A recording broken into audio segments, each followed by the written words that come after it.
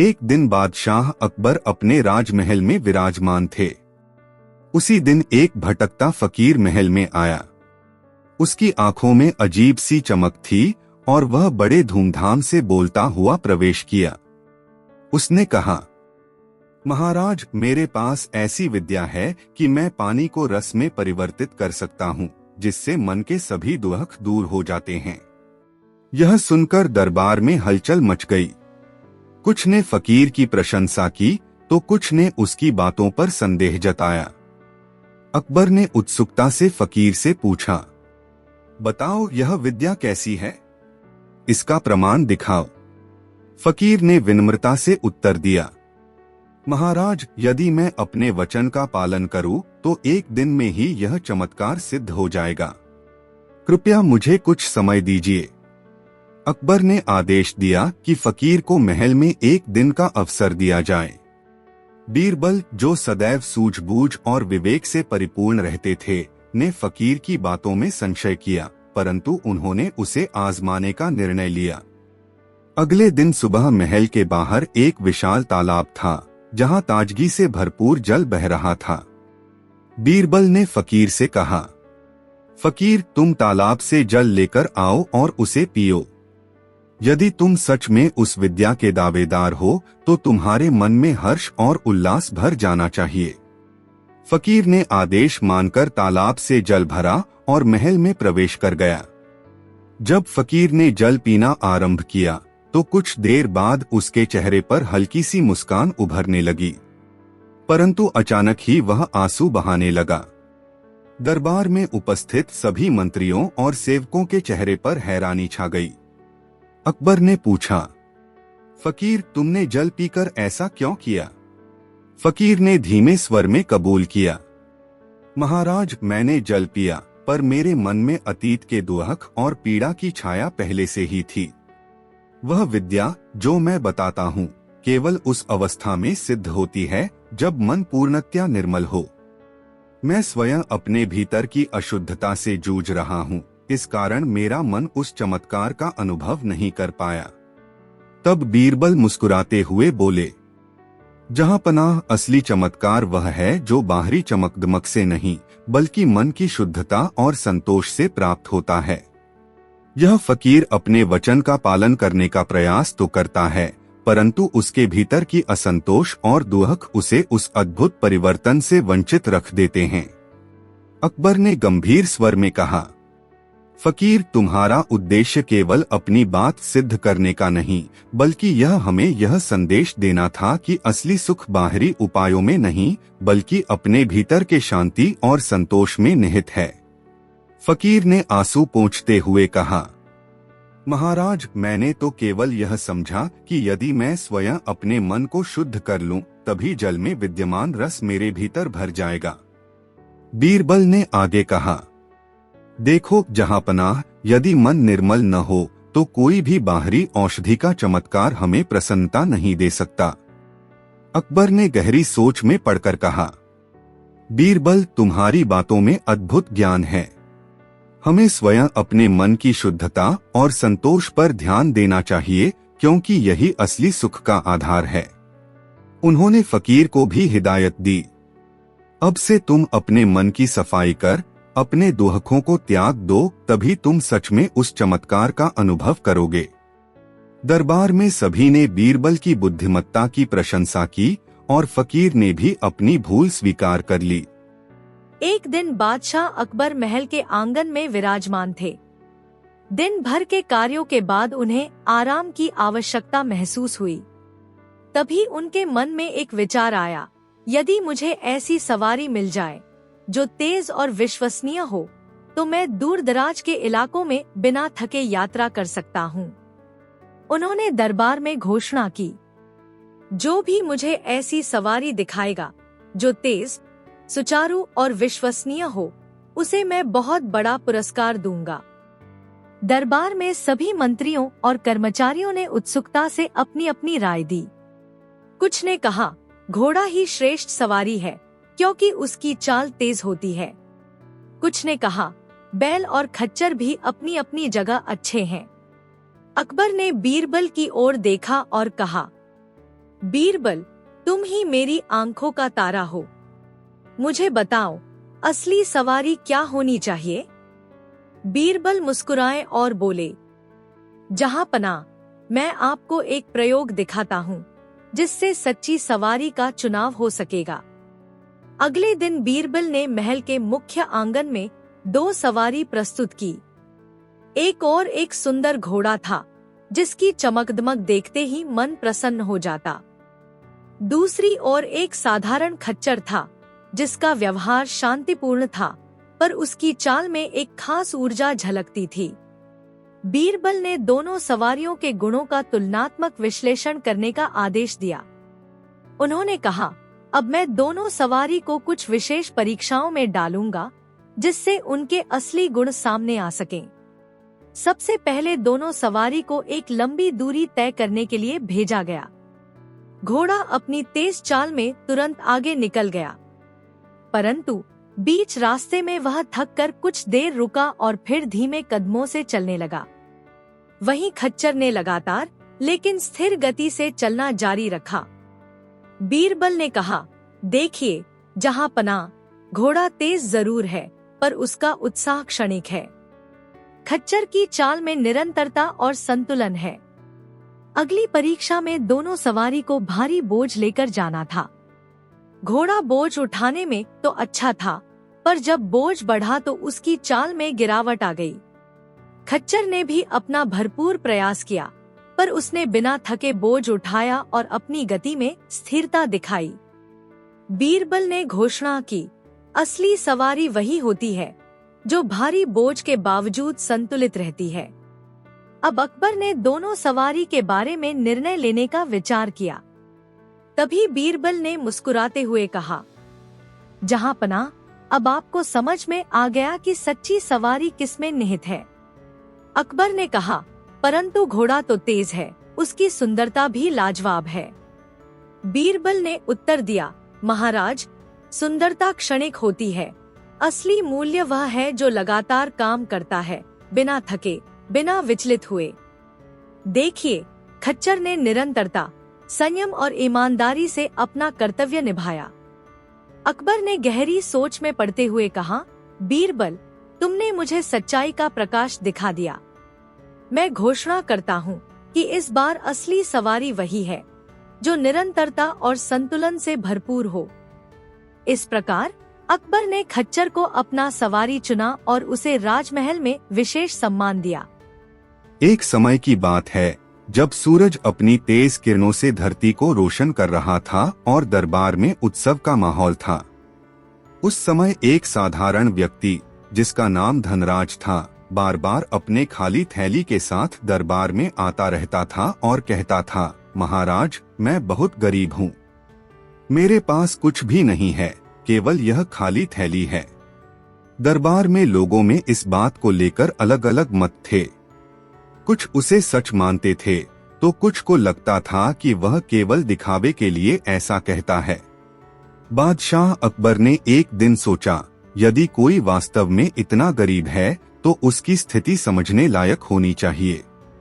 मुझे यह जानना है कि धनराज की सच्चाई क्या है। उन्होंने अपने प्रिय सलाहकार बीरबल को बुलाकर कहा, बीरबल, मुझे धनराज की सच्चाई उजागर करके दिखाओ।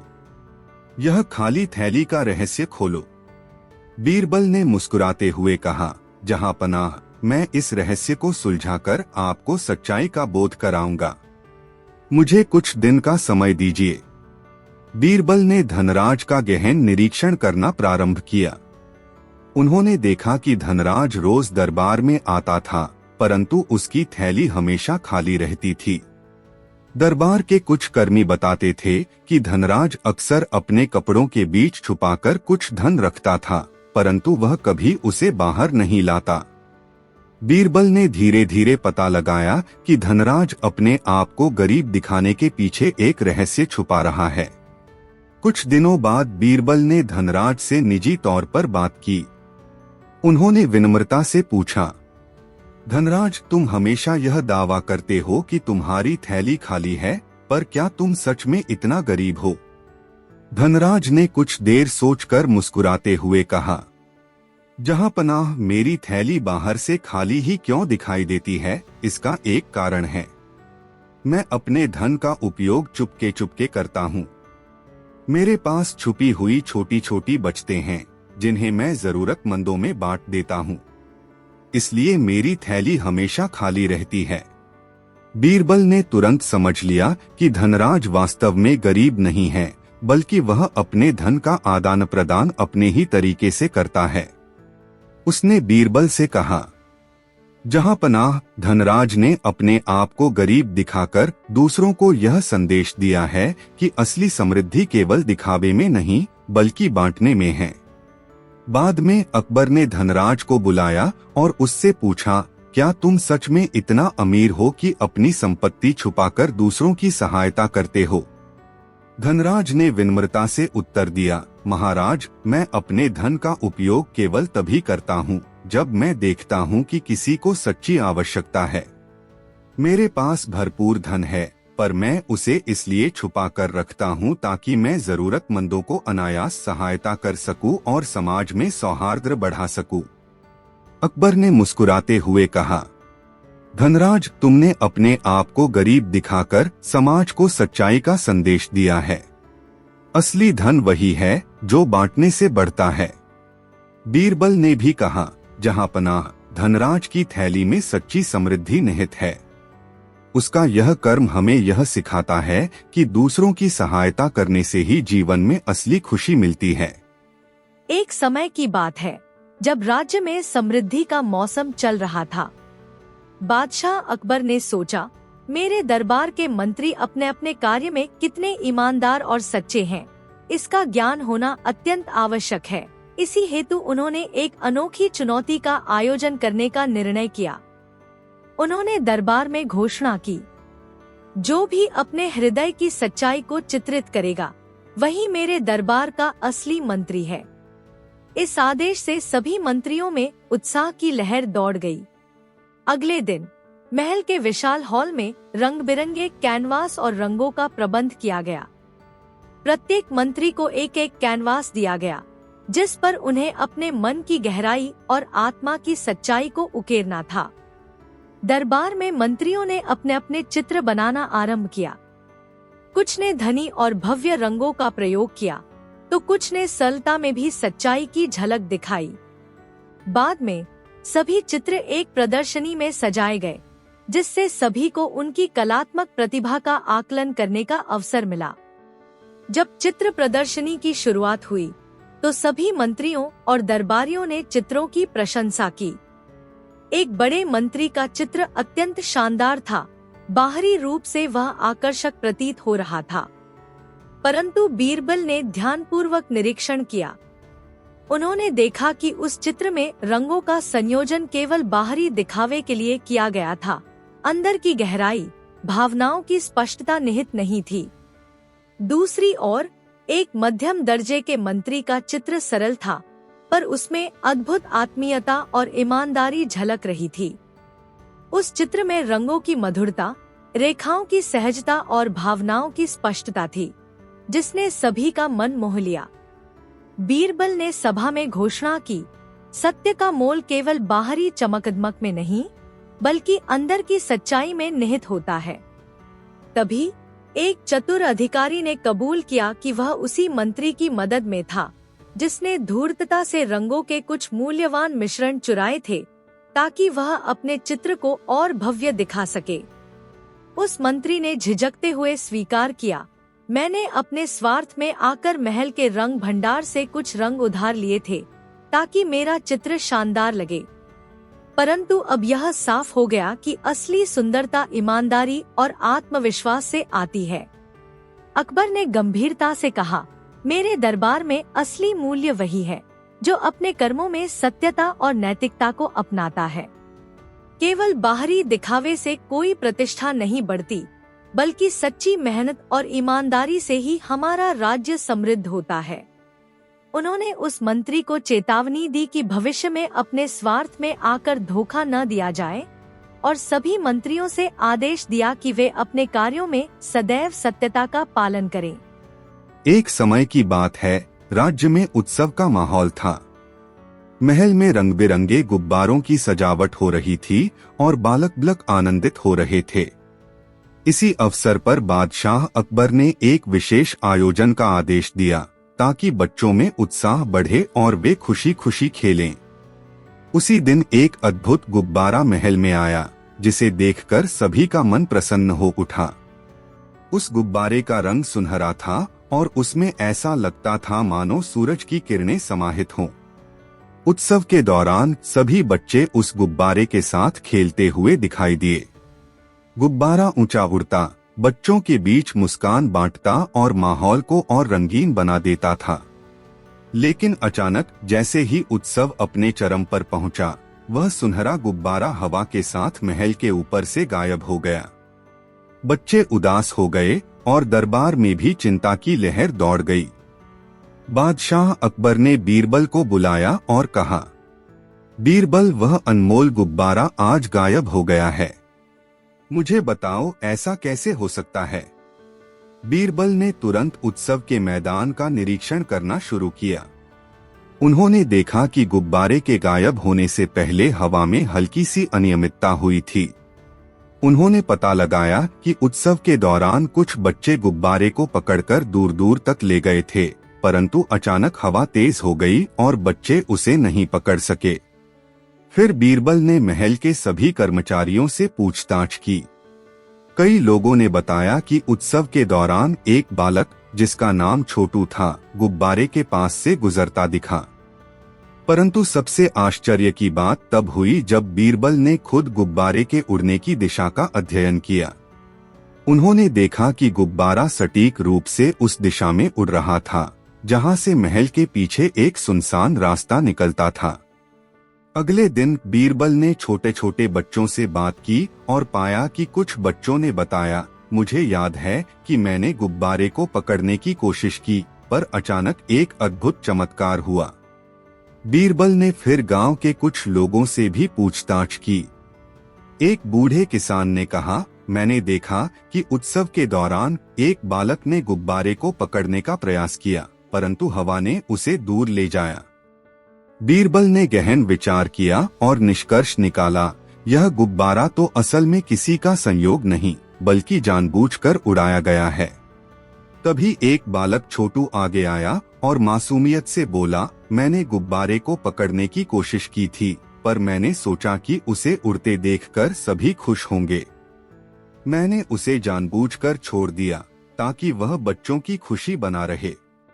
बीरबल ने मुस्कुराते हुए कहा, देखो जहांपनाह, असली चमत्कार यही है कि कभी कभी स्वार्थ नहीं बल्कि दूसरों की खुशी के लिए अपने आप को त्याग देना भी एक महान गुण है।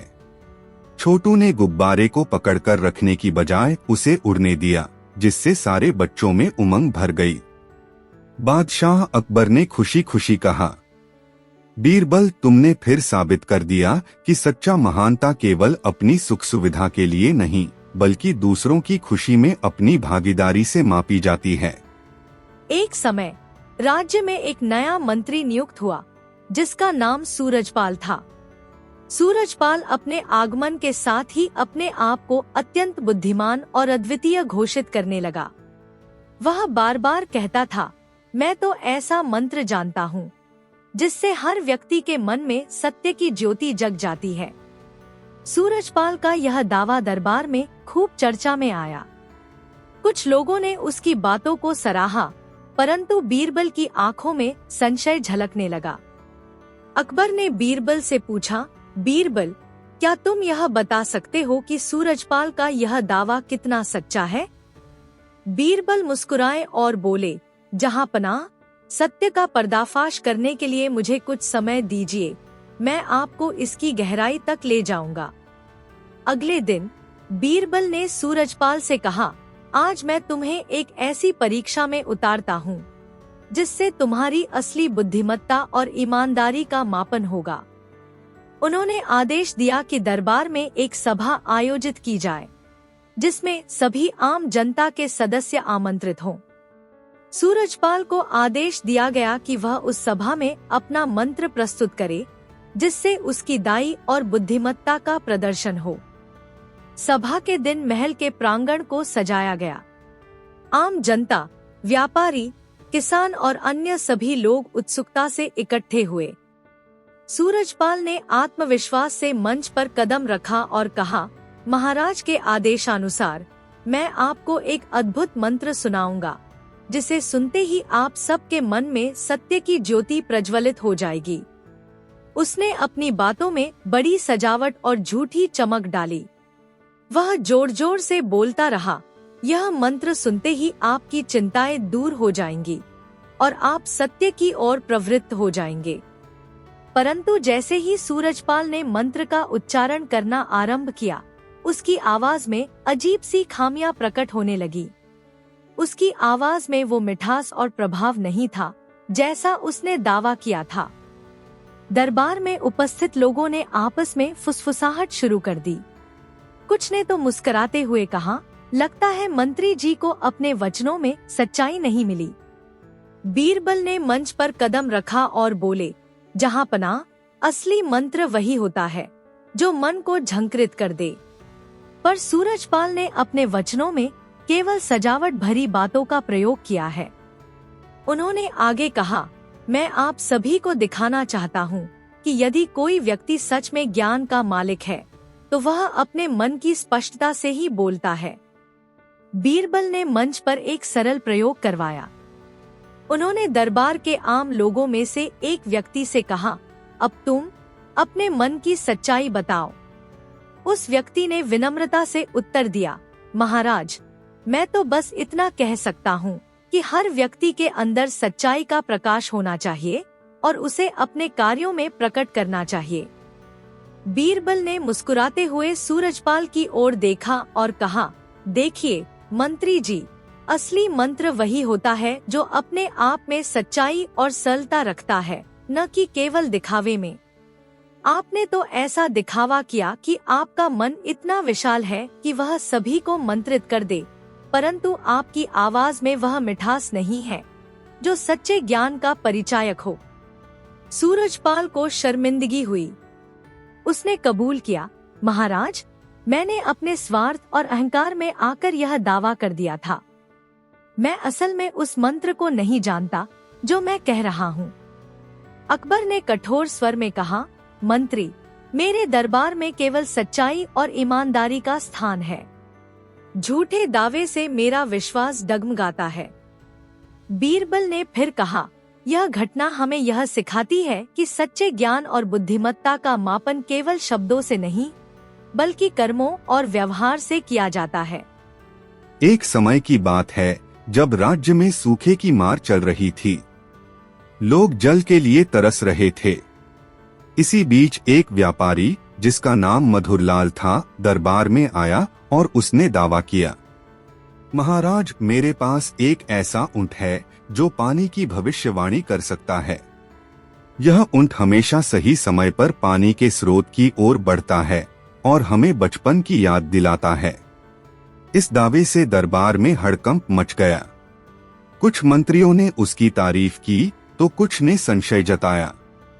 अकबर ने बीरबल से कहा, बीरबल, इस अद्भुत ऊंट का रहस्य उजागर करो कि सच में यह पानी की भविष्यवाणी कर सकता है या नहीं। बीरबल ने मुस्कुराते हुए उत्तर दिया, जहांपनाह, मुझे इस पर गौर से जांच करने दीजिए, मैं आपको सच्चाई बताऊंगा। बीरबल मधुरलाल के पास गए और ऊंट को ध्यान से देखा। ऊंट बड़ी शांति से खड़ा रहता था, पर उसकी आंखों में एक अलग सी चमक थी। मधुरलाल ने बताया, महाराज, यह ऊंट रोज सुबह उगते सूरज की किरणों के साथ पानी की ओर बढ़ता है। मैं इसके व्यवहार से निश्चित हो जाता हूँ कि वहाँ जल है। पर बीरबल ने सोचा, क्या यह ऊंट सच में जल का पूर्वानुमान लगाता है या फिर कोई चाल है। उन्होंने गुप्त निरीक्षण का आदेश दिया और मधुरलाल के साथ ऊंट के व्यवहार पर नजर रखने लगे। कुछ दिनों तक बीरबल ने ऊंट का निरीक्षण किया। उन्होंने देखा कि ऊंट निश्चित रूप से सूरज की ओर मुड़ता रहता था और सुबह होते ही वह एक विशेष दिशा में बढ़ जाता था। लेकिन बीरबल ने ध्यान दिया कि हर बार ऊंट के साथ एक छोटी सी थैली भी जुड़ी रहती थी, जिसे मधुरलाल छिपाकर रखता था। रात में जब सब सो रहे होते थे, बीरबल ने गुप्त तौर पर मधुरलाल के व्यापारिक झोपड़ी में नजर रखी। उन्होंने देखा कि मधुरलाल ऊंट के पीछे एक छोटी सी जलपात्र रख देता था और ऊंट के साथ वह थैली भरकर महल की ओर लौट आता था।